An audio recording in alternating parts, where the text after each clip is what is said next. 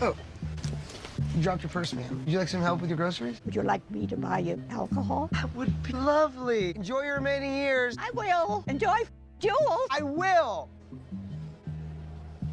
I'm gonna steal the booze.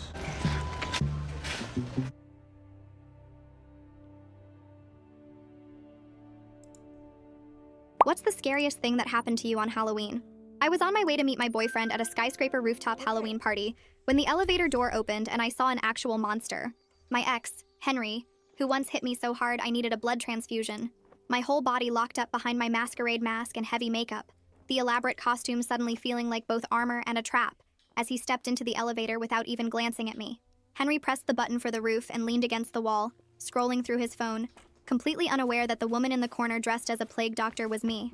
The mask covered everything but my eyes, and the historical costume included gloves, a full cloak, and boots that changed my height. But my heart was hammering so hard I was sure everyone could hear it. There were 3 other people in the elevator, which made me feel slightly safer as we rose from the parking garage basement toward the lobby. A couple dressed as zombies were making out in the corner, and a guy in a Superman costume was texting, creating a buffer between Henry and me. But I knew that would change as people got off at different floors. The elevator stopped at the lobby and more people got on, pushing me further into the corner, and Henry had to step backward, closer to me. I could smell his cologne, the same one he'd been wearing the night he'd thrown me down the stairs because I'd smiled at a male barista. He was dressed as Patrick Bateman from American Psycho, which was so on the nose it would have been funny if I wasn't trying not to throw up from fear. "Cool costume," he said to me casually as we passed the 3rd floor, and I just nodded, not trusting my voice even with the mask muffling it. The zombies got off at floor 5. The Superman got off at floor 8. By floor 12, it was just me, Henry, and an older woman dressed as a witch. Gray was waiting for me on the roof, probably checking his phone and wondering where I was. We'd planned this for weeks, our first public event together. Finally ready to stop hiding our relationship, but all I could think about was what Henry had said the last time I saw him. "If I ever see you with another man, I'll kill him first so you can watch." The witch got off at floor 15, and then it was just Henry and me. 20 more floors. My legs were shaking so badly I had to lock my knees to stay upright. "Great party tonight," Henry said, still scrolling through his phone. "Should be wild." I nodded again, watching the floor numbers climb.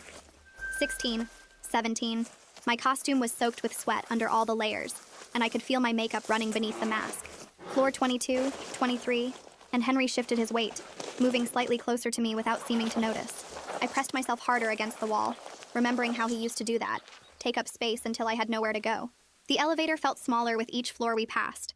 I thought about Gray's face when he'd asked me why I was so secretive about my past, why I didn't have social media, why I always looked over my shoulder when we were out. I'd told him I'd explain someday, but someday wasn't supposed to be tonight, not like this, not with Henry right there to see us together. Floor 28, and my phone buzzed with a text. I knew it was Gray without looking, probably wondering if I was almost there, if I was okay. Henry glanced over at the sound, but then went back to his phone. I didn't dare reach for mine, didn't dare move at all. "You know, you're really committed to staying in character," Henry said as we passed floor 30. "Haven't said a word this whole ride?" I shrugged, the movement making my costume rustle, and he laughed. That laugh used to make me flinch, usually came right before something bad. Floor 32, 33, and all I could think about was what would happen when those elevator doors opened. Gray would see me and call out, maybe even pull me into a hug, and Henry would see everything. The last time a man had shown interest in me while I was with Henry, it was just a waiter being friendly, bringing me extra bread because I mentioned I loved their focaccia. Henry had waited until we got home, then held my hand over the stove burner until I promised never to flirt again. The waiter had been fired the next week after Henry made some calls. Floor 35, almost there, and my whole body was trembling. Gray had no idea what Henry was capable of. No idea that the charming guy he might meet at this party was the reason I triple-checked every lock and slept with a knife under my pillow. Finally, we got to the roof. I tried to dash out of the elevator and find Gray, but Henry got off before me. He walked off the elevator, waved to someone, and pulled him into a bro hug. I stepped off the elevator and froze when I saw who he was hugging. It was Gray. As the elevator doors closed behind me, I saw Gray point straight at me. Henry turned around, studied me, and then his face spread into a slow smile. Requested Reds is on Spotify now. Check out link in the description or comments. Gray's face lit up when he saw me, and he started walking toward me with Henry right beside him, one arm already reaching out like he was going to pull me into the group. I watched Gray's mouth open to say something, and my whole body went stiff because in about 2 seconds he was going to introduce me, and Henry was going to hear my name and see Gray's arm around me and know everything. Henry's smile got wider as he looked at my costume, his eyes moving from the mask down to the cloak, and back up again, and I could see him trying to figure something out. That look on his face, like when he used to go through my phone trying to find proof I was cheating even though I never was. Gray reached me and grabbed my hand, pulling me forward a step. And I heard him start to say something about the plague doctor he'd been telling everyone about. My brain was screaming at me to run, but my legs wouldn't move. And I was stuck there watching this nightmare happen in slow motion, while party music played and people laughed around us like everything was normal. Henry took a step closer and I could smell his cologne again, and see the way his jaw was set. That look he got right before he decided someone needed to be taught a lesson. I grabbed Gray's arm so hard my fingers dug in through his shirt, and I pulled him backward with all my strength, nearly making him stumble. My voice came out weird and strained through the mask when I managed to say we needed to talk right now, and Gray looked confused, but I was already dragging him away from Henry and toward the edge of the roof. I could feel Henry watching us, and when I glanced back, his smile had changed into something else. Something that looked like he was solving a puzzle and enjoying it way too much. Gray was asking what was wrong, but I couldn't answer yet. Couldn't speak because my throat felt closed up, and all I could think about was getting away from Henry before he figured it out. We passed a group of people dressed as various horror movie characters, and I kept my head down, pulling Gray faster, my hands shaking so bad I could barely hold on to him. I spotted a big heating unit near the side of the building and dragged Gray behind it, putting the metal between us and where Henry was standing. My hands were shaking so hard I had to grab onto Gray's shirt just to keep standing up, and I could feel sweat running down my back under all the layers of the costume. Gray was looking at me with worry all over his face, and he asked again what was wrong, why I was acting like this. I forced myself to let go of his shirt and take a breath, then managed to ask him about that man he'd been hugging, how he knew him, where they met. My voice sounded desperate even to me, and I hated it, but I needed to know how bad this was, how deep Henry had gotten into Gray's life. Gray looked even more confused and said it was just Henry from work, that he was helping Alan with some big client project, and they'd gotten friendly over the past few months. He said they grabbed drinks sometimes after late meetings, and that Henry seemed like a good guy, really driven and successful. Every word hit me like a punch because this wasn't just a random coincidence. Henry wasn't just some guy who happened to show up at the same party. He was woven into Gray's work world, connected to Alan, part of Gray's professional network in ways that meant I couldn't just avoid him or pretend he didn't exist. Gray asked why it mattered so much and why I was shaking like I'd seen a ghost, and I realized I had about 30 seconds to decide whether to tell him everything right now or try to get us both out of here first. I told Gray through the mask that we had to leave right now, that I'd explain everything but we needed to go immediately, and he must have seen something in my eyes because he just nodded and started guiding me toward the main elevator. I grabbed his arm again and stopped him, pulling him back because Henry would see us leave together, would watch Gray put his arm around me and walk me out, would put all the pieces together about who I was. Gray looked at me like I was being paranoid, but I could see he was starting to understand that something was really wrong, that this wasn't just me being dramatic or overreacting to running into someone I used to date. I scanned the rooftop and spotted a fire exit sign near what looked like a service entrance on the far side, away from where Henry was standing.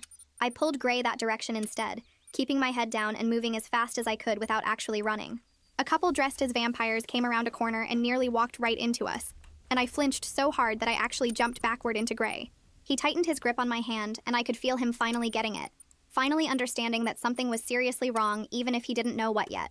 We made it to the service entrance, and I pushed through the heavy door into a concrete stairwell, the door closing behind us with a loud clang that echoed down the empty space. I leaned against the cold concrete wall and tried to catch my breath, my whole body shaking and my heart beating so fast it hurt. Gray stood there waiting, looking worried but patient, not pushing me to explain but clearly wanting to know what was happening. I could hear the party music thumping through the walls and people laughing on the other side of the door, all those normal Halloween sounds that felt completely wrong compared to the terror running through my body. My legs felt weak and I had to lock my knees to stay standing, and I could feel my makeup running under the mask from all the sweat. Gray reached out like he was going to touch my shoulder but stopped, maybe sensing that I needed space, that I was barely holding it together. I forced myself to take a few deep breaths and tried to stop shaking enough to actually talk, to explain why we'd just run away from his work friend like he was dangerous. I asked Gray how well he actually knew Henry, whether they were really friends or just work people who were friendly, and I could hear how desperate I sounded. Gray said they were friendly but not super close, mostly just professional stuff, grabbing drinks to talk about the project or whatever. He asked why it mattered so much, why I was shaking like this over some guy from his office. I could see him trying to figure it out, trying to understand why his girlfriend had just dragged him away from a party and was having what looked like a panic attack in a stairwell. Part of me wanted to lie, to make up some excuse about feeling sick or having a bad history with someone who looked like Henry, but I knew that wouldn't work anymore, not after the way I'd reacted. Gray reached for my mask gently, and I let him lift it just enough to see my face. My makeup was smeared from sweat and probably running down my cheeks in black streaks, and I knew my eyes looked wild and scared. He studied my face for a second, and I watched him try to figure out what could make me this afraid. What could turn me from excited about our first public event together into this shaking mess hiding in a stairwell? He looked concerned and confused, but he didn't recognize the level of panic yet, didn't understand that this wasn't just anxiety or social awkwardness. I forced myself to say the words I'd never wanted to tell him, the truth I'd been hiding since we started dating. I managed to get out that Henry had hurt me really badly, my voice breaking on the last word. I told Gray that Henry was my ex and that he'd put me in the hospital and that he'd threatened to kill anyone I dated after him, and he couldn't know who I was or that we were together. The words came out in a rush, and I watched Gray's face change as he processed what I was saying, watched him go from confused to shocked, to something that looked like anger mixed with disbelief. I kept talking, telling him about the blood transfusion and the stairs and the stove burner, all the things I'd never wanted to say out loud, especially not to Gray, especially not like this in a concrete stairwell while Henry was somewhere above us, probably trying to figure out where we went. Gray's face changed so fast I could see him trying to process everything at once, going from confused to shocked to something that looked like he wanted to march back upstairs and confront Henry right then. He opened his mouth and I knew what he was about to say, so I grabbed his shirt with both hands and pulled him closer, begging him to listen, to understand that Henry wasn't just some angry ex, but actually dangerous in ways Gray couldn't imagine, that confronting him would only make everything so much worse. Gray's jaw was tight and I could feel how badly he wanted to do something, to fix this somehow. But I kept talking fast and quiet, explaining that Henry had connections and money and a temper that made normal people look calm. We were still standing there with me holding his shirt when I heard footsteps coming down the stairwell from above, heavy boots on concrete that made my whole body go stiff. A man in a security uniform came around the corner and stopped when he saw us. His hand moving toward the radio clipped to his belt like he was getting ready to call for help. He asked if everything was okay, and his eyes went from my face to Gray's to the plague doctor mask I was still holding in one hand, and I knew we looked like something bad had just happened, or was about to happen. Gray jumped in fast and explained that I wasn't feeling well, and we were just leaving.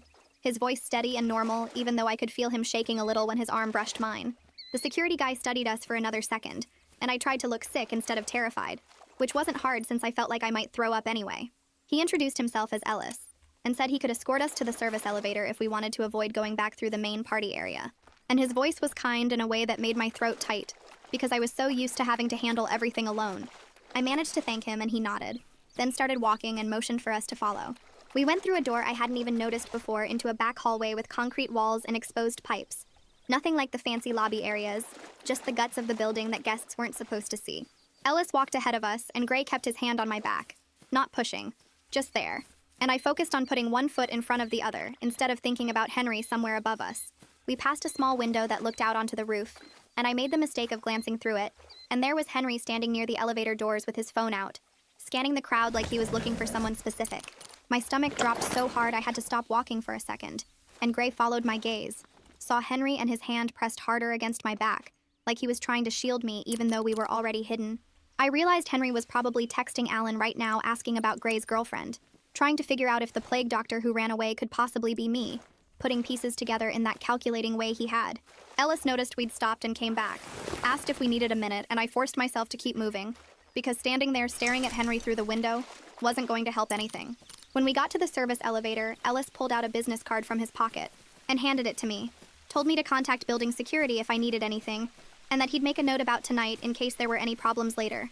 I took the card with hands that were shaking so badly the card almost fell, and I thanked him again, filing away in my brain that someone official now knew something had happened, even if he didn't know all the details. The service elevator opened, and Gray and I got in, and Ellis held the door for a second and told us to get home safe, then let it close. In the parking garage, I walked to my car on legs that felt like they might give out any second, and Gray asked again if he should follow me home, but I told him I needed space tonight to process everything. I got in my car and tried to put the key in the ignition, but my hands were shaking too much, and I had to stop, close my eyes and do the breathing exercises my old therapist taught me, counting to 4 on the inhale and 6 on the exhale until my hands steadied enough to actually start the car. My phone buzzed with a text from Gray asking if I made it to my car okay, and whether he was sure I didn't want him to follow, and I typed back that I needed to be alone tonight, that I'd be okay, even though I wasn't sure that was true. I pulled out of the parking garage and onto the street, checking my rearview mirror every few seconds, convinced that every car behind me might be Henry, even though I knew he was still upstairs at the party. My hands were clenched so tight on the steering wheel that my knuckles turned white and my fingers started to ache, and I had to keep reminding myself to breathe every few minutes because my chest kept getting tight like I couldn't get enough air.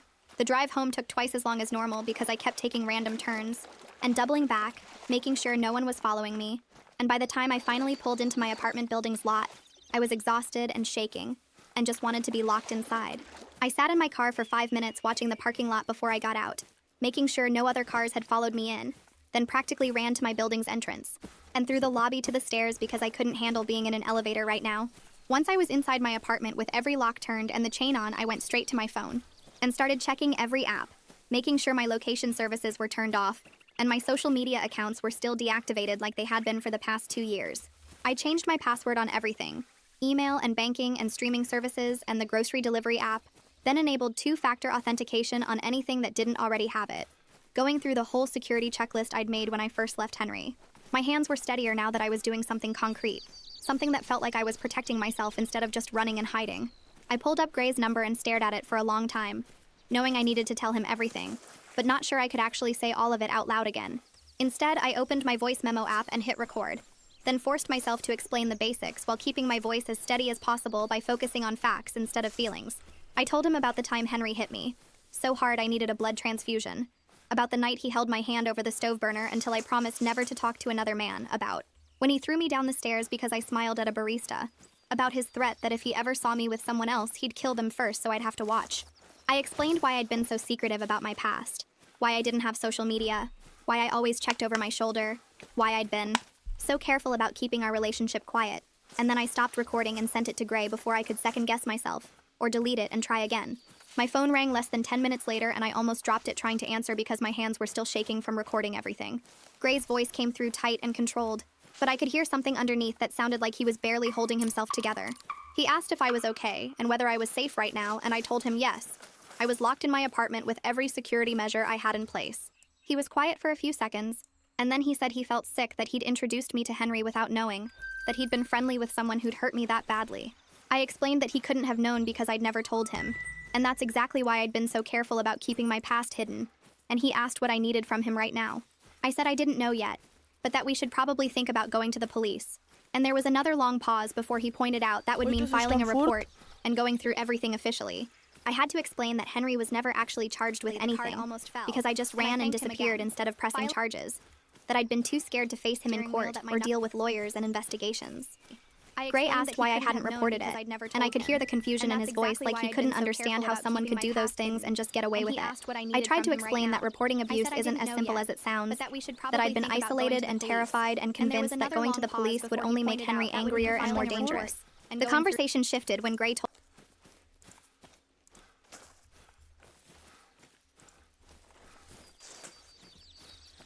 Okay, okay.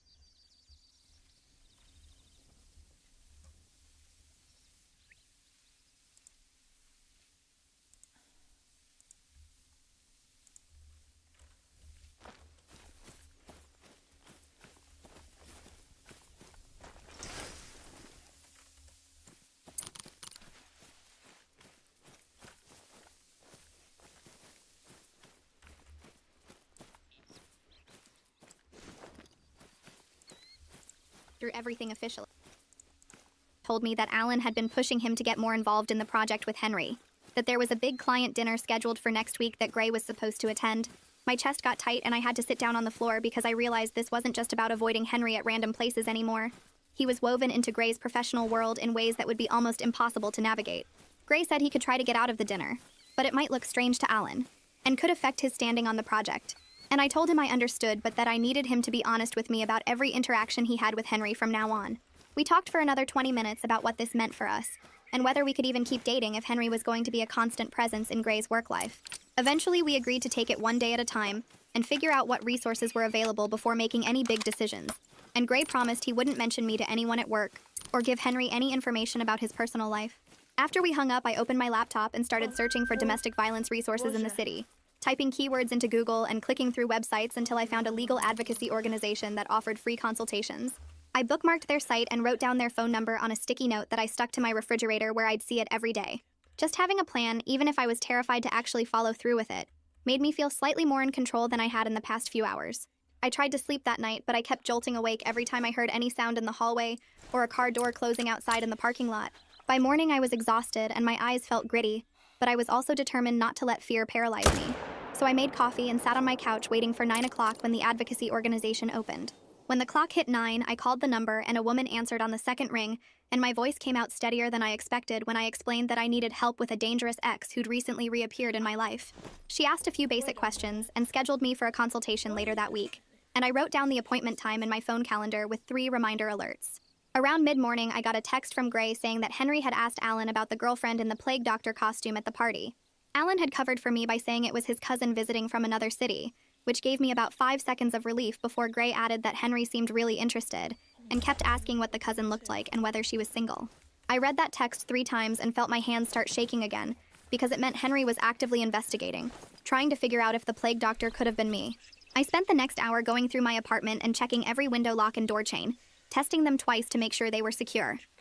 That's when I realized with growing horror that Henry knew what neighborhood I lived in, because he used to drop me off near here when we were dating, back before I had my own car and depended on him for transportation. I'd never told him my exact building or apartment number, but he knew the general area, probably within a few blocks, and that felt way too close for any kind of comfort or safety. At work, I was completely useless and couldn't focus on anything for more than a few minutes at a time. My coworker Sarah noticed and asked if I was feeling okay because I looked exhausted and kept staring off into space. I made up something about insomnia and drinking too much coffee to compensate, but the truth was I kept watching the door every time someone walked past our office area, half expecting Henry to somehow track me down here too. During my lunch break, I went out to my car to eat and noticed a dark sedan idling across the parking lot with someone sitting in the driver's seat. I watched it for 10 full minutes while I ate my sandwich, and the car didn't move at all, just sat there with the engine running. I pulled out my phone and zoomed in as much as I could to photograph the license plate, my hands shaking so badly that I had to take 4 pictures before I got one that was clear enough to read the numbers. I opened a new document on my phone and titled it Evidence Log, then typed in the date and time and location, along with the plate number and a description of what I could see of the driver through the tinted windows. It felt paranoid and maybe even crazy, but it also felt necessary, like I was building some kind of case even though I didn't know yet what I was building it for or whether anyone would ever take it seriously. That night, I couldn't bring myself to turn off any lights in my apartment, and I slept with my phone fully charged on the pillow next to me and the knife back under my mattress where it had lived for 2 years before I met Gray. I hated that I was back to this level of fear. That one chance encounter in an elevator had completely destroyed the fragile sense of safety I'd been slowly building over the past few months with Gray. The next morning, I drove to Maeve's office in a building downtown that looked just like any other office building, which somehow made me feel safer than if it had been marked as a place for abuse victims. The waiting room had soft chairs and magazines and a water cooler, and when Maeve came out to get me, she was younger than I expected, maybe mid-30s, wearing jeans and a sweater instead of the formal business clothes I'd pictured. She led me to a small office with a window and closed the door, then sat across from me with a notepad, and just waited while I tried to figure out where to start. I ended up starting with Halloween night and the elevator, then went backward to explain why seeing Henry was so bad, and Maeve just listened without interrupting, even when I had to stop and breathe through the parts about the blood transfusion and the stove burner. When I got to the part about Henry's threat to kill any man I dated, Maeve wrote something down, and underlined it twice. And when I finally finished talking, she looked up and said, what I was describing was a clear pattern of domestic violence, and that courts take threats like Henry's very seriously. Hearing her say it like that, so calm and professional, made it feel more real somehow. Like my fear wasn't just paranoia, but an actual danger that other people could see too. Maeve pulled out a thick folder and started walking me through the process of getting a protection order, explaining that I'd need to document everything, and that even the rooftop encounter counted as contact, even though Henry didn't know it was me at the time. She said I should file a police report about the threat and the suspicious car, that even if nothing came of it right away, it would start an official record that could be important later. She wrote down the address of the police station and the name of an officer she knew who was good with these cases, then started going through a safety plan with me, asking about my daily routines and where I felt most vulnerable. We spent over an hour mapping out emergency contacts and escape routes and strategies for documenting any future incidents. And Maeve gave me a folder stuffed with information sheets and phone numbers and instructions for what to do if Henry showed up at my apartment or workplace. When I left her office, I was holding this folder against my chest like it was some kind of shield. And for the first time since the elevator, I felt like I was doing something active, instead of just hiding and hoping Henry wouldn't find me. I drove straight to the police station from Maeve's office, not letting myself think too much about it because I knew if I went home first, I'd lose my nerve. The station was busy with people filing reports and officers walking around, and I had to wait 20 minutes before someone could see me, sitting in a hard plastic chair and watching the clock and trying not to second-guess myself. Finally, a woman in uniform called my name and introduced herself as Officer Kaylee McLean, and she took me to a small private room with just a table and 2 chairs and a box of tissues on the table. I asked to file a report for stalking and threats from an ex-partner, and Officer Kaylee pulled out a form and started asking questions in this really calm, professional way that made it easier to answer. She wanted specific dates and times and details, asking whether I had any evidence or documentation of the threats, and I showed her my phone with the photo of the license plate from the parking lot and explained about the rooftop encounter on Halloween. Officer Kaylee wrote everything down carefully, her pen moving steadily across the form, and when I mentioned Henry's threat about killing any man I dated, she stopped and looked up at me and asked me to repeat that exact wording. I did, and she wrote it down word for word, then asked if anyone else had heard him make that threat, and I had to admit it was just the 2 of us in his apartment when he said it. She was honest that without proof Henry was actually in that rental car, or that he knew where I lived now, there wasn't much they could do immediately. But she gave me her direct number written on the back of her card and told me to call if anything else happened. Anything at all, even if it seemed small. She also said she'd keep the report on file and that if Henry did anything else, having this documentation would make it easier to take action quickly. That evening, Gray called while I was making dinner. Or trying to make dinner, but mostly just staring at the pasta water waiting for it to boil. He sounded different, more worried than usual.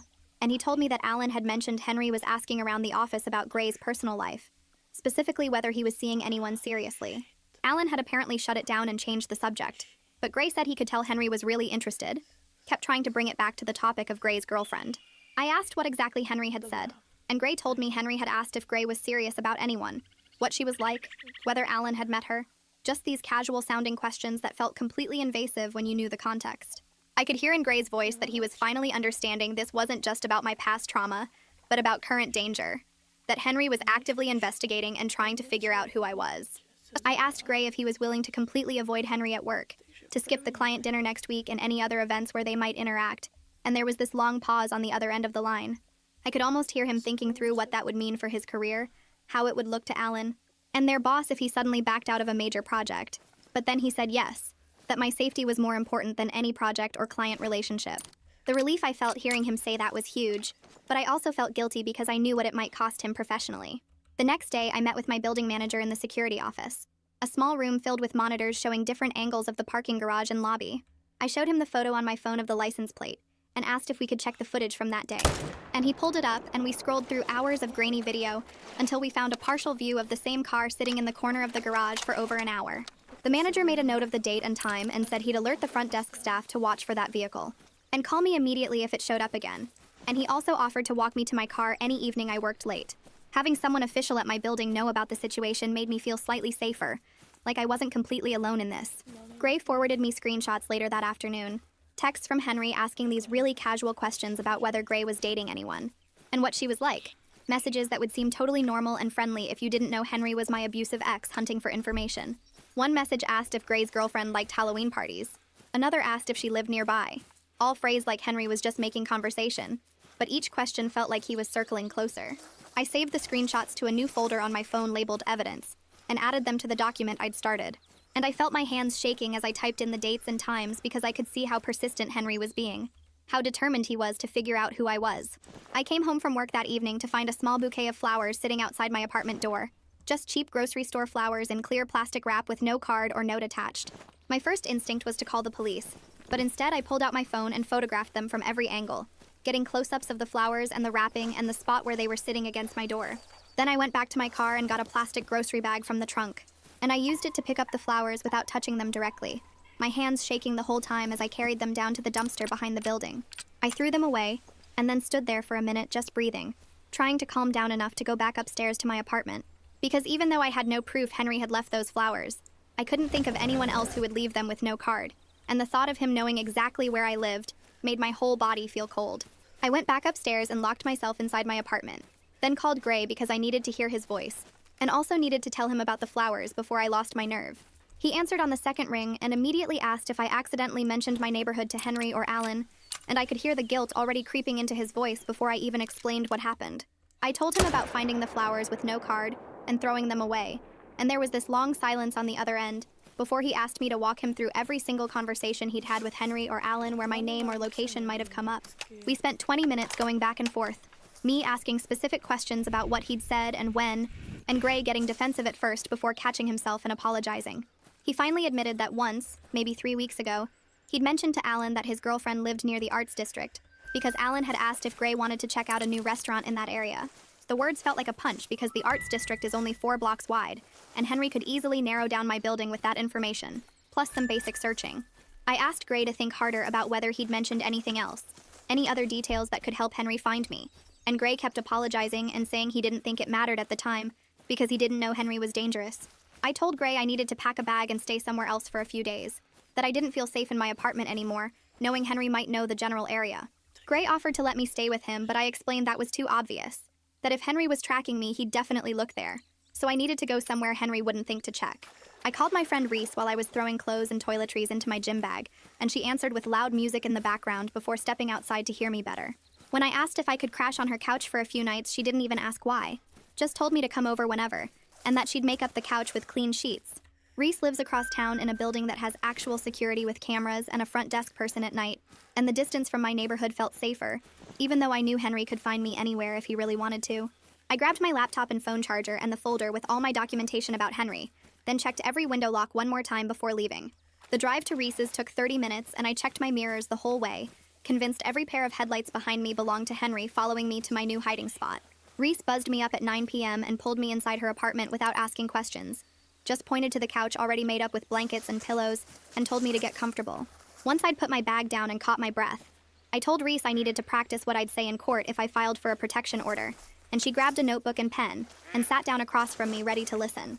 I started talking through the history with Henry out loud, trying to keep my voice steady and stick to just the facts like Maeve had told me, but I kept getting overwhelmed and rushing through the scary parts. Reese stopped me twice to remind me to breathe and to slow down, writing notes about dates and specific incidents that I should make sure to include in my statement. We spent over an hour going through everything while Reese organized my thoughts on paper, creating an outline that started with the abuse history and ended with the flowers showing up at my door. She asked good questions about timelines and evidence, helping me see which parts were strongest for a legal case versus which parts were just emotional trauma that wouldn't convince a judge. By the time we finished, I had 3 pages of notes in Reese's handwriting, a clear structure for my statement, and felt slightly more prepared for what came next, even though I was still scared. The next morning, Officer Kaylee called while I was drinking coffee at Reese's kitchen table, and she told me the license plate I'd photographed belonged to a rental car company, which meant whoever was in that car had specifically chosen an untraceable vehicle. She added this information to my police report and said the pattern of behavior was clearly getting worse, that she strongly recommended I move forward with filing for a temporary protection order since waiting could be dangerous. I thanked her and promised I'd go to the courthouse soon, then sat there staring at my phone after we hung up because the rental car detail made everything feel more real and more planned. An hour later, Gray texted that Alan had mentioned Henry was considered for a promotion that would give him more client-facing responsibility and better pay. And I felt sick reading those words while sitting on a borrowed couch hiding from him. The unfairness of it hit me hard, that Henry's professional life was getting better while I was displaced from my own apartment, and scared to go anywhere alone, and the anger that came up was strong enough that I decided right then to move forward with the protection order no matter what it might do to Gray's work situation. I pulled out my phone and drafted an email to Ellis from building security, asking if he'd be willing to write a brief statement about finding me upset in the stairwell on Halloween night. Ellis responded within 2 hours with a professionally written incident report attached, describing the date and time and my visible state of fear when he found me, and I saved it immediately to my evidence folder, feeling grateful that someone official had documented that moment. I forwarded the incident report to Maeve and asked if we could meet soon to put together my court packet, and she replied that she had time that afternoon if I could come to her office. At 3 p.m., I met Maeve at the Advocacy Center, and we spread everything out on her conference table, organizing it into a clear sequence that told the story of escalating danger. My written statement about the abuse history went first, then the threat Henry made about killing any man I dated, then Ellis's incident report from the rooftop encounter, then Officer Kaylee's police report with the rental car information, then the photo of the flowers, then Gray's screenshots of Henry's invasive questions, and finally Ellis's security incident report. Looking at it all together in one packet made the danger feel both more real and more documented, like I was building an actual case instead of just being scared and paranoid. Maeve helped me write a cover letter explaining why I needed the protection order and what specific restrictions I was requesting, and she reminded me that judges took threats of violence very seriously, especially when there was a documented history of abuse. That night, Gray called around 11 p.m. sounding shaken, and he told me he'd been at a bar where some work people were hanging out when Henry showed up, and completely lost his temper at the bartender over getting the wrong drink. Gray described how Henry had screamed at this young bartender loud enough that the whole bar went quiet, calling him stupid and incompetent over what was basically just a miscommunication about whether the drink should have ice. Everyone at the work table had looked uncomfortable, and Alan had tried to calm Henry down, but Henry just threw money on the bar and stormed out still yelling. Gray's voice was different when he told me this story, like he finally understood what I'd been trying to explain about Henry being dangerous, that seeing that rage in person was completely different from just hearing about it secondhand. The next day, Gray called again and told me he was done trying to handle the work situation carefully, that he'd decided to talk to his boss about the conflict of interest and request to be removed from any projects involving Henry. I felt relieved hearing him say that, but also scared about what it might cost him professionally. So I made him promise that if it came down to choosing between his career and my safety, he had to choose his career because I couldn't carry the guilt of ruining his job. Gray got quiet for a minute before saying my safety was more important than any project or promotion, and that he'd already made up his mind. 2 days later, Gray went to Officer Kaylee's station and submitted a formal written statement describing Henry's threatening behavior at the bar, and all the persistent questions Henry had been asking about Gray's girlfriend, connecting the dots between Henry's violent temper and his focused interest in Gray's personal life. Officer Kaylee called me that afternoon to tell me she'd added Gray's statement to my case file, and that it strengthened my petition a lot, having a third-party witness describe Henry's rage and his pattern of trying to get information about me. The next morning, I opened my work email and my stomach dropped when I saw a message from an address I didn't recognize, just a random string of numbers and letters. The subject line was blank, and when I clicked it open, there were only 4 words in the body of the email. I miss you. Below that was an attached photo, and I knew I shouldn't open it, but my hands were already clicking before my brain could stop them. The image loaded, and it showed my office building taken from the parking lot, the angle suggesting whoever took it was sitting in a car near the entrance where I parked every day. I forwarded the email to Officer Kaylee immediately without responding, my hands shaking so badly I had to steady my phone against the desk to keep from dropping it. She called me back within 20 minutes and told me to save the original email with all the header information intact, because that could help trace where it came from. Her voice was calm and professional, but I could hear the concern underneath when she asked if I felt safe going to work that day. I told her I'd already called in sick and was staying at Reese's apartment, that I couldn't focus on anything knowing Henry had been watching my workplace closely enough to photograph it. Officer Kaylee added the email to my case file and said this kind of contact showed a clear pattern of surveillance and intimidation that would strengthen my petition for a protection order. That afternoon, I drove to the courthouse with my evidence packet, the folder so thick now it barely closed with all the documents and photos and statements I'd collected. The clerk at the filing window reviewed my petition and scheduled a hearing for 10 days out, marking the date on a form and handing me a copy with instructions about what to bring. I asked if there was any way to get protection sooner than 10 days, and she said I could request an emergency temporary order if the judge agreed there was immediate danger. She directed me to a different waiting area where I sat for almost 2 hours watching other people come and go with their own legal problems. When my name was finally called, I followed a court officer into a small room where a judge sat behind a desk reviewing paperwork. She looked up at me and asked me to explain why I needed emergency protection. So I went through the basics while trying to keep my voice steady. The blood transfusion, the stove burner, the death threat, the rooftop encounter, the flowers, the rental car surveillance, Gray's statement about Henry's rage, and now the email with the photo of my workplace. The judge read through my evidence packet carefully, flipping through each tab and studying the photos and statements. And when she finished, she looked at me and said she was granting the emergency temporary order effective immediately. She explained that Henry would be served with papers telling him to stay away from me, and that any contact or approach would be a violation that could result in his arrest. I felt relief wash over me so strong it was almost physical. But right behind it came terror about how Henry would react when he got those papers. Officer Kaylee coordinated with the sheriff's office to serve Henry at his gym, using information Alan had provided about Henry's consistent workout schedule. The service happened 2 days later during his regular morning session, and I spent that entire day at Reese's apartment barely able to function. I kept checking my phone every few minutes, waiting for some kind of notification that it had gone smoothly or that Henry had exploded and done something violent. Officer Kaylee texted me around noon to say the service was complete and that Henry had accepted the papers without incident, though the deputy said he'd gone very quiet and still when he read them. That evening, I was lying on Reese's couch trying to watch a movie when my phone buzzed with a notification from an old social media account I'd forgotten I even had. The message was from a profile with no photo and a generic name. Just 2 sentences that made my blood run cold. This is a mistake and you know it.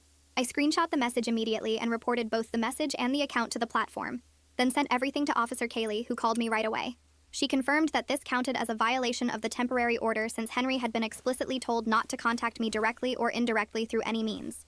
She said she'd document the violation, and that it would be added to the evidence for the full hearing, and that if Henry contacted me again, he could be arrested. The next afternoon, Reese came home from running errands looking shaken, and she told me she'd seen someone matching Henry's description standing across the street from her building. She'd called the police immediately and stayed in her car until they arrived, but by the time officers got there, the person was gone. They took her statement anyway and added it to my case file, documenting that Henry appeared to have located where I was staying even though I'd been so careful not to leave any trail. 2 police officers responded to Reese's call and patrolled the area for over an hour, driving past her building multiple times and checking the surrounding streets. One of them called Henry directly to warn him that they were aware of his presence near my location, and that any further contact would result in immediate arrest. I listened to Officer Kaylee relay this information over the phone and felt a weird mix of relief that he was warned and pure terror that the warnings might not be enough to stop him. Gray called that evening and told me that Alan had contacted him with news that HR had opened an inquiry into Henry after receiving an anonymous complaint about his aggressive behavior with colleagues. Gray suspected the bartender from the incident had filed the complaint after witnessing Henry's explosion over the wrong drink. Alan mentioned that Henry had been pulled from all client-facing meetings while the investigation was pending, which meant the professional consequences were finally starting to catch up with him in ways that might actually matter. The next day, Gray posted something on Instagram about domestic violence awareness that didn't mention any names, but made his stance completely clear. He blocked Henry on every platform and told Alan he was no longer willing to work on any projects that involved Henry in any capacity. I felt moved by this visible show of support, even though I knew it might cost him professionally, that taking such a public position could create problems with colleagues who worked with Henry. 3 days before the hearing, Maeve and I met at a coffee shop to prepare my testimony, sitting in a back corner where we could talk privately. She coached me on staying calm and factual when describing the abuse, reminding me that the judge needed to hear specific incidents with dates and details rather than general statements about being scared. We practiced answering questions the judge might ask, and she walked me through what the hearing would look like, who would be in the room, what order things would happen. She reminded me to bring tissues because it was okay to cry, that showing emotion didn't make my case weaker, but actually made it more honest and real. The day of the hearing arrived and I put on professional clothes, a simple black dress and cardigan that made me look serious and put together. I brought my entire evidence folder organized with color-coded tabs and highlighters, every document in chronological order with notes about what each piece showed. Maeve met me in the courthouse hallway, and we sat on a bench reviewing my statement one more time, going over the key points I needed to make sure to mention. She held my hand when I started shaking as we waited for my case to be called, her grip steady and warm while my whole body trembled with nerves and fear about seeing Henry again in that courtroom. My case gets called and Maeve walks with me into the courtroom where Henry sits at a table with his lawyer, and I force my eyes to stay on the judge's face instead of looking at him, even though I can feel him staring at me. The judge asks me to describe the history of abuse, and I start with the blood transfusion, explaining how Henry hit me so hard 2 years ago that I needed emergency surgery, and my voice comes out stronger than I expected, even though my hands are clenched so tight under the table that my nails dig into my palms. I described the stove burner incident where he held my hand over the flame until I promised never to talk to other men, and I described the death threat he made the last time I saw him about killing anyone I dated. I tell the judge about the rooftop encounter on Halloween where he discovered me with Gray, and about the flowers that appeared at my apartment door with no card, and about the emails from unknown addresses saying he missed me. I mention Reese seeing someone matching Henry's description outside her building where I was staying, and the judge writes notes the entire time I'm talking, her expression serious and focused. My voice stays mostly steady through all of it, even though my whole body is shaking, and when I finish, the judge asks Henry if he wants to respond. His lawyer stands up and starts talking about misunderstandings and coincidences, suggesting that the rooftop encounter was just an awkward social situation, and that the flowers could have been from anyone. But the judge cuts him off mid-sentence and says the pattern of behavior is clear and concerning. She extends the protection order for 1 full year, and adds specific provisions that Henry cannot contact me directly or indirectly, cannot come within 500 feet of my home or workplace, and cannot contact anyone I know to ask about me. The relief that hits me is so strong I feel dizzy. but I keep my face neutral because Henry is still in the room, and I don't want him to see how scared I've been. Court security approaches Henry and his lawyer and explains they need to exit through a different door to ensure we don't cross paths in the hallway, and I watch Henry stand up and walk toward a side exit with his lawyer following behind. The door closes behind them, and my legs suddenly won't hold me up anymore. So I sit down hard on the nearest bench while Maeve puts her hand on my shoulder and tells me I did really well in there. Over the next week, I start making major changes to my routine, switching my work schedule to different hours so I arrive and leave at unpredictable times, instead of the same schedule Henry might remember. I enroll in different gym classes at a new location across town, and I change my regular coffee shop from the place near my apartment to one near my office. I start shopping at a different grocery store in a different neighborhood, and I vary which days I go so there's no pattern anyone could track. Maeve helped me create this plan to make my movements less predictable, and following through with each change makes me feel like I'm taking control instead of just reacting to fear. Gray and I sit down for a long conversation about what our relationship looks like now that everything is out in the open, and we agree to take things slow with complete honesty about any shared contacts or potential overlaps with Henry. We draft a simple agreement on paper that neither of us will keep secrets about Henry-related information, even if it seems small or unimportant, because those small details are what kept me safe when I needed them most. Gray promises to tell me immediately if Henry tries to contact him, or if Alan mentions anything about Henry's situation at work, and I promise to tell Gray about any suspicious incidents or changes to my safety plan. That night, I sleep for 8 straight hours at Reese's apartment, the first full night of uninterrupted rest I've had since Halloween, and when I wake up, I feel almost normal for the first time in weeks. Reese makes pancakes in her tiny kitchen, and I tell her this is the first morning where I haven't woken up with my heart already racing, where my first thought wasn't about checking locks or looking out windows. The next day, Reese comes with me back to my own apartment, and we do a full safety check together, examining the new locks that were installed while I was staying with her. We test the security camera in the hallway to make sure it's recording properly, and we place pepper spray by the front door and another canister by my bedside table. Walking back into my own space feels like reclaiming something Henry tried to take from me, and I'm proud of myself for not letting fear keep me away forever. Gray texts me that afternoon with news from Alan that Henry's suspension from work has been extended, while HR completes their full review of the complaints against him, and that the big project Henry was leading has been completely reassigned to a different team.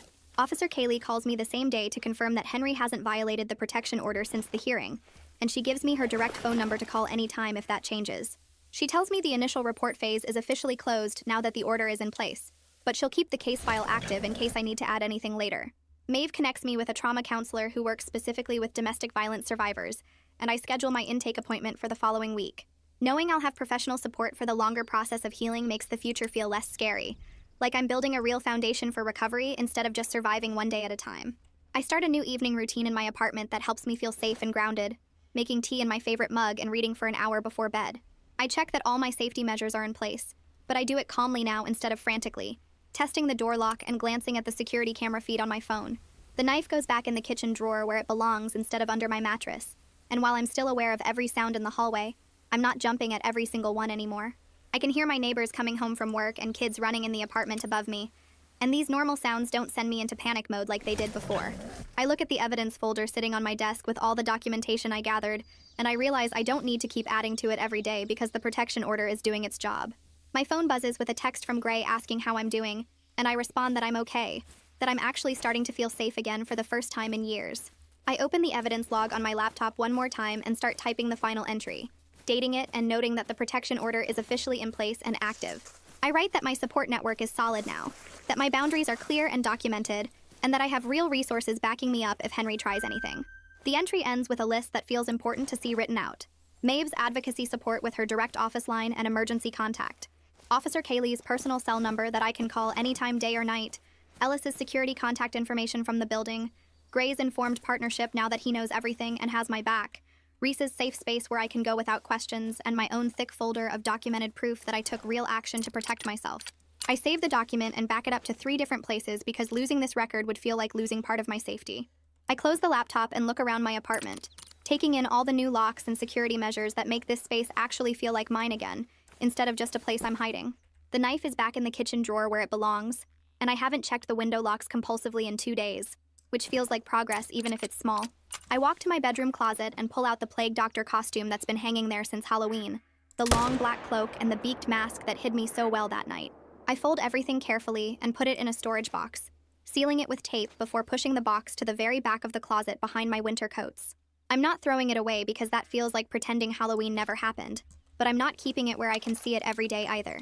The fear that took over my whole body in that elevator is still there when I think about Henry. But it comes in smaller waves now instead of drowning me completely. That fear isn't making my decisions anymore.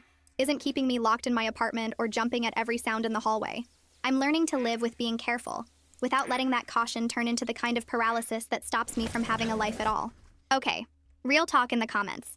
Have you ever had that moment where you saw someone from your past and just froze? No details necessary, but I want to hear I'm not alone in that feeling. Drop a comment and let's support each other. Hit that subscribe button if stories like this matter to you. Not his car, one that hadn't been there last night. As firefighters worked, police found something in the trunk. Dolls dressed in white wedding dresses, burned beyond recognition. The message was clear. "We're moving you again," Margaret said when she arrived. "Today." But I was tired of running. No, they want me scared, hidden. I'm done giving them what they want. The argument lasted hours. Finally, we compromised. I'd stay, but with increased security. Off-duty officers would rotate shifts. Panic buttons linked directly to 911. And I'd vary my location, never sleeping in the same place twice. Saturday's news brought unexpected hope. The article had been published online demanded that my children and I move out of our house. Comments poured in from women I'd never seen before knocked on my door at 8, offering support and resources. Organizations I'd never heard of reached out, wanting in the morning while my kids were eating breakfast. She stood there in designer heels and a dress that cost more than my monthly grocery budget. "You need to be out by the end of the month," she said, like she was discussing the weather. "Trevor and I are ready to make this our home." I thought she was insane. Some random woman showed up at my house talking about my husband Trevor and making demands. Then she held up a key, my house key. "Trevor gave this to me. He said you'd be difficult about the transition, but that you'd eventually understand this is what's best for everyone." She walked past me into my living room like she owned the place. Started talking about paint colors and which walls she'd knock down. My 3 kids stood there watching this stranger plan renovations to their home. "The children's rooms will make perfect guest suites once they're living with you full-time," she said. Trevor promised they'd only visit on holidays. That's when I learned my husband had been having an affair with Natalie for 2 years. 2 years of business trips that were really romantic getaways. 2 years of working late meant dinner at her apartment. 2 years of lying while I raised our children and kept our home running. Natalie had emails from Trevor on her phone. Showed them to me right there in my kitchen. He'd promised her everything. The house, his retirement savings, and a fresh start without the baggage of his first family. "He's already talked to a lawyer," she said. "The papers will be served next week. Fighting will just make this harder on your children." She actually said that, like she cared about my kids while planning to steal their home. Trevor came home that night acting normal. Kissed me hello, played with the kids, ate the dinner I cooked. I didn't say anything about Natalie's visit. Wanted to see how far he'd take this lie. He even initiated intimacy that night. Held me afterward and said he loved me, all while planning to throw us out for his mistress. The next day, Natalie came back, this time with a contractor. They measured rooms and discussed budgets while I stood there documenting everything on my phone. She pointed at family photos and said, "These will all need to go, obviously. I'm thinking a more modern aesthetic." The contractor looked uncomfortable when he realized I lived there. "Ma'am, did you approve this consultation?" Natalie laughed. "She doesn't need to. This will be my house soon." That's when I started digging. Found out Natalie thought Trevor owned the house outright. He'd told her he'd bought it before we married, that I had no claim to it, that he was rich from family money and his executive salary. All lies. The house was in my name only. My grandmother had left it to me 5 years before I even met Trevor. He'd moved into my house. He had no legal claim to it at all. His executive job? He was middle management at a company that was about to downsize. His family's money?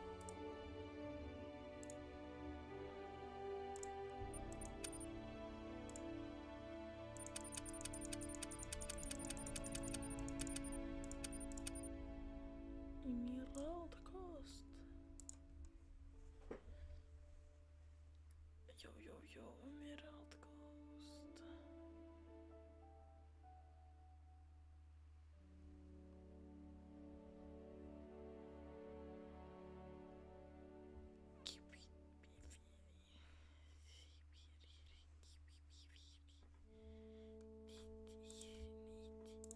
My SEL told me that my wedding dress is the worst gown she has ever seen, but my brother's speech revealed her plans to ruin my wedding.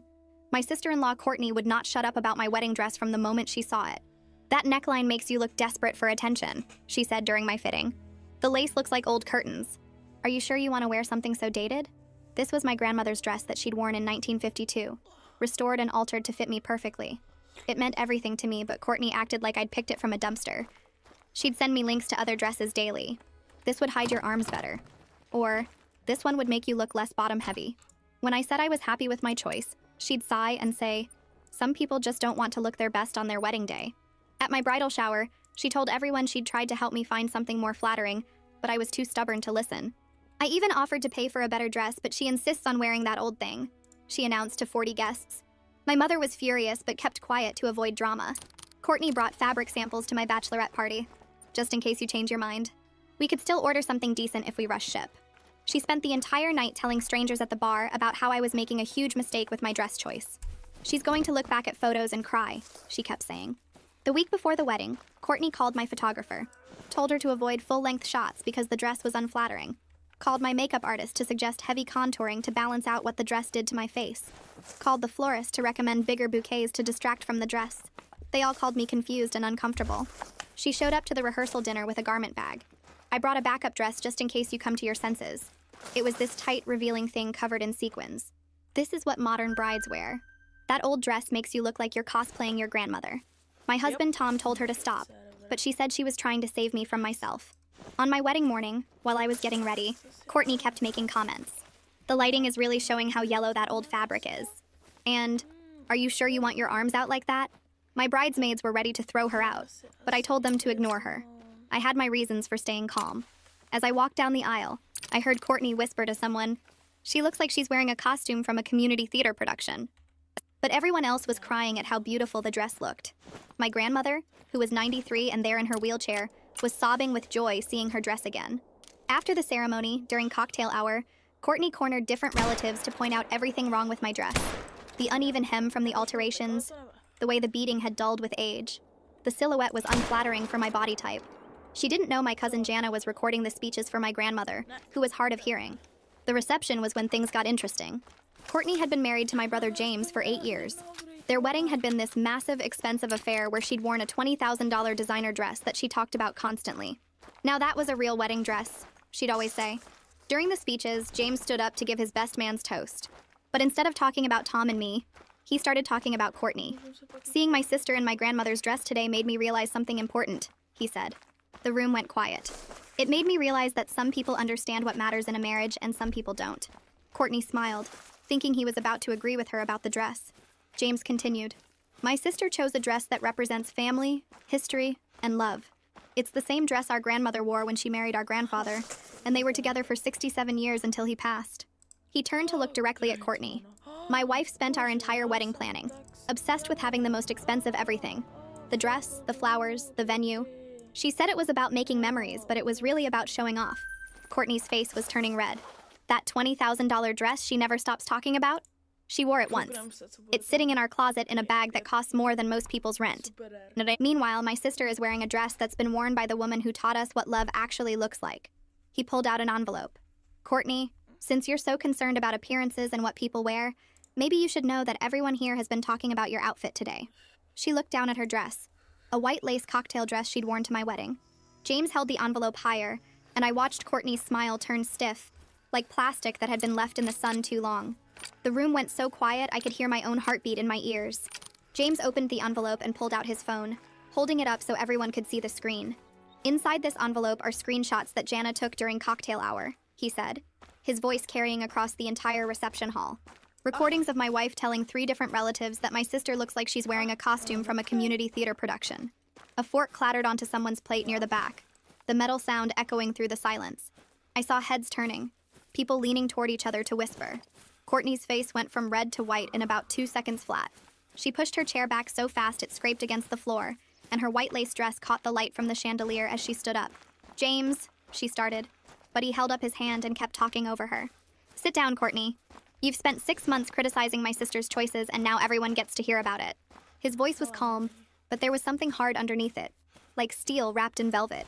Courtney opened her mouth again, then closed it. Her hands were shaking as she grabbed the edge of the table.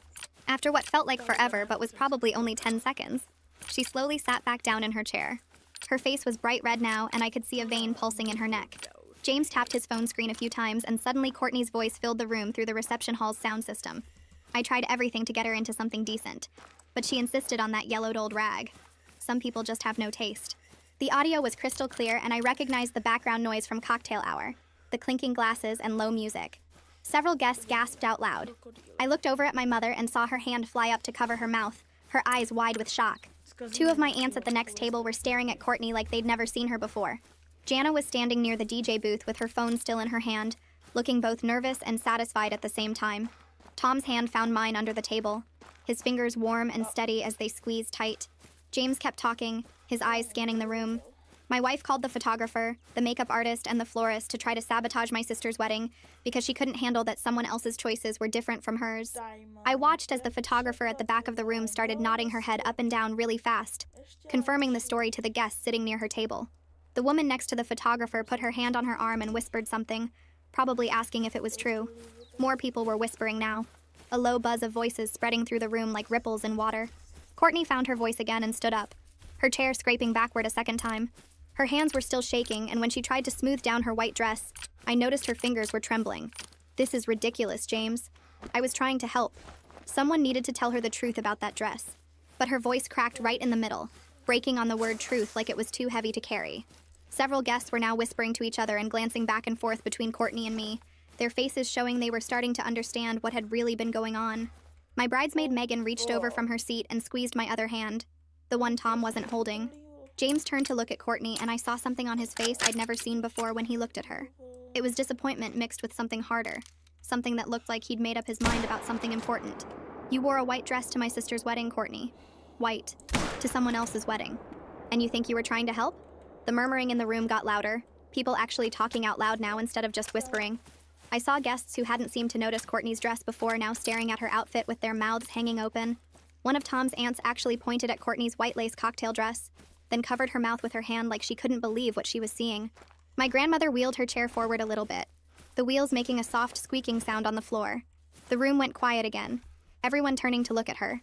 That dress your wife is criticizing was the dress I wore when I married the love of my life. We had 67 years together before he passed.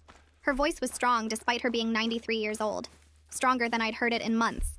She looked directly at Courtney, not blinking, not looking away. How many years do you think your marriage will last if this is how you treat family? The question hung in the air like smoke, and I saw several people at nearby tables wince at how direct it was. Courtney's face crumpled like paper being crushed in someone's fist. She grabbed her purse from the back of her chair, the metal clasp making a clicking sound. I don't have to listen to this. James, we're leaving. She said it like an order, like she expected him to jump up and follow her out. But James didn't move from his spot at the microphone. He just stood there, staring at her with that same disappointed look on his face. The seconds ticked by. 5, 10, 15. People were frozen in their seats, watching to see what would happen. Courtney's face went from angry to confused, to something that looked like panic as she realized James wasn't coming with her. James finally moved, but instead of walking toward Courtney, he set down the microphone on the head table and walked over to where our grandmother sat in her wheelchair. He knelt down beside her chair, one knee on the floor, and looked up at her face. I'm sorry, Grandma. I should have said something months ago when this all started. His voice was quieter now, meant for her but loud enough that people nearby could still hear. Grandmother reached out and patted his hand with her wrinkled fingers, then leaned down and said something too quiet for the rest of us to hear. I watched James's shoulders relax a little bit as he nodded, and I saw what looked like tears in the corners of his eyes. Courtney was still standing by her chair, her purse clutched against her chest like a shield. She looked around the room, probably trying to figure out if she should actually leave by herself or keep waiting for James. Her teenage daughter, Savannah, got up from her seat at the family table and walked across the dance floor toward me. She stopped next to my chair and bent down, her long hair falling forward as she whispered near my ear. I'm sorry my mom was so mean about your dress. You look really beautiful.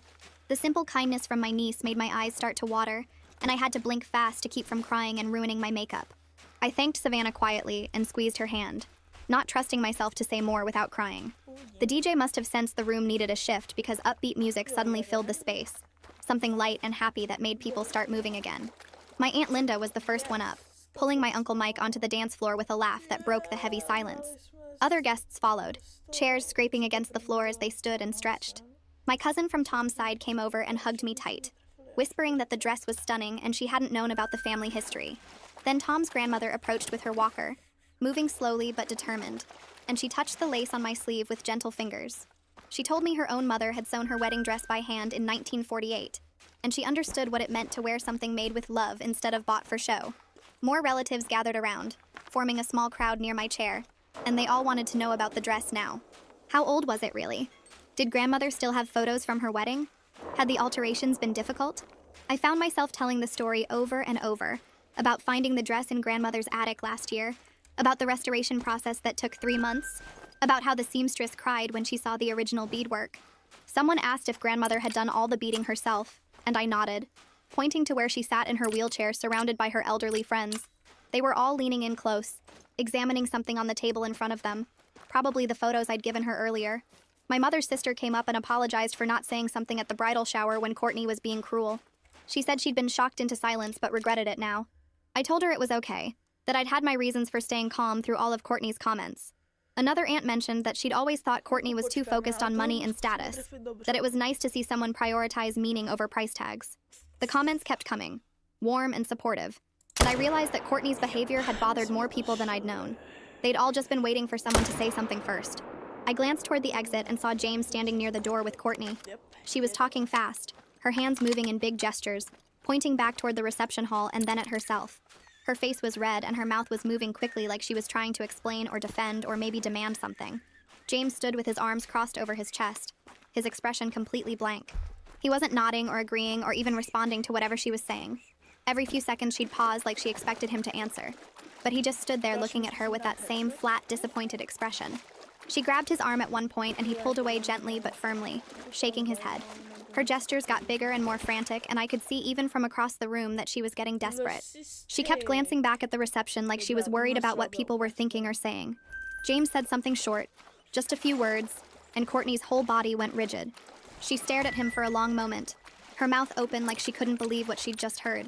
Then she grabbed her small clutch purse from where it had been tucked under her arm, turned on her heel, and walked toward the exit. She didn't look back at James or the reception or anyone. The door closed behind her with a soft click that I couldn't actually hear over the music, but somehow felt. James stood there alone for another minute, staring at the closed door, his shoulders rising and falling with a deep breath. When he finally turned around and walked back into the reception, he looked exhausted, but also lighter somehow, like he'd just set down something heavy he'd been carrying for years. Several people patted his shoulder as he passed, and he nodded at them with a small, tired smile. Tom appeared beside me and held out his hand. The DJ was playing our first dance song, the one we'd chosen months ago, and Tom pulled me onto the dance floor.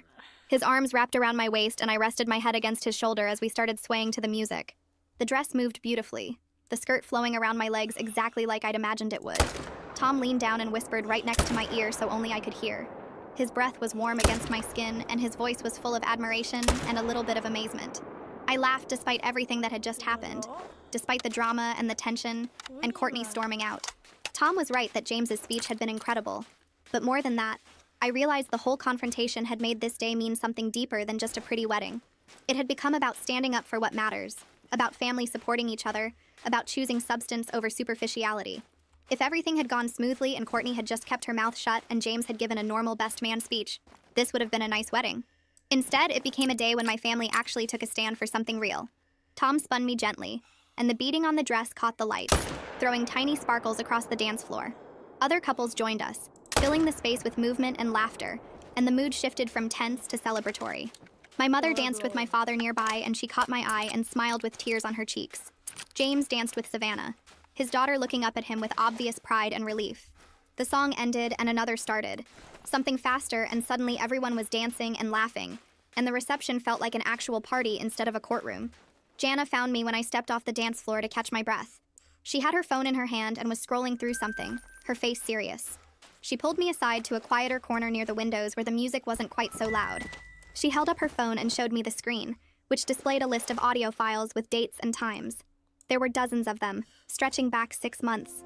Jana explained that she had about 45 minutes of recordings total, every single time Courtney had made a comment about my dress at family gatherings. Easter dinner when Courtney told everyone I was making a huge mistake. Mother's Day brunch when she brought fabric samples. The 4th of July barbecue when she cornered my bridesmaids to tell them they should talk me out of wearing the dress. Jana scrolled through the list, showing me dates I'd forgotten, moments I hadn't even known about because I wasn't there. She said James had asked her to document everything after the bridal shower incident, that he'd been building a case this whole time. I stared at the phone, stunned. My brother had been planning this confrontation for months, carefully gathering evidence, waiting for the right moment. Jana said he'd asked her to record today specifically because he knew Courtney would say something during cocktail hour, and he wanted proof. She'd been walking around with her phone recording, capturing Courtney's comments to different relatives. The audio clip James had played during his speech was just a small sample of what Jana had collected. I asked why she'd agreed to do it, and Jana shrugged, saying that someone needed to stand up to Courtney and she was tired of watching her tear me down. She offered to send me the recordings, but I told her I didn't need them. The point had been made. Courtney's behavior was out in the open now, and everyone knew exactly who she was. Mom found me near the cake table a little while later. The cake was 3 tiers of vanilla with raspberry filling. Simple and elegant. Nothing like the 7-tier monstrosity Courtney had at her wedding. Mom's eyes were red like she'd been crying, and she pulled me into a tight hug without saying anything at first. When she finally spoke, her voice was thick with emotion and regret. She said she should have shut Courtney down at the bridal shower, that she was wrong to stay quiet when Courtney was being so cruel in front of 40 guests. I hugged her back and told her it was okay, that sometimes staying quiet is strategic, that I'd had my reasons for not making a scene. Mom pulled back and looked at me with this fierce expression, shaking her head hard. She said no, that some things you don't stay quiet about, and family disrespect is one of them. She should have stood up for me when Courtney announced to everyone that she'd offered to pay for a better dress. She should have said something when Courtney brought those fabric samples to the bachelorette party. She'd been trying to keep the peace and avoid drama, but all she'd done was enable Courtney to keep attacking me. I squeezed her hands and told her I understood, that I wasn't angry at her, that everything had worked out the way it needed to. Mom wiped her eyes and said she was proud of me for staying true to what mattered, for not letting Courtney bully me into changing my choice. She touched the lace on my shoulder and said I looked exactly like grandmother had in the old photos, beautiful and confident and completely myself. James appeared next to Tom and me while we were standing near the cake, waiting for the photographer to set up for the cutting photos. He looked nervous, shifting his weight from foot to foot, his hands shoved in his pockets.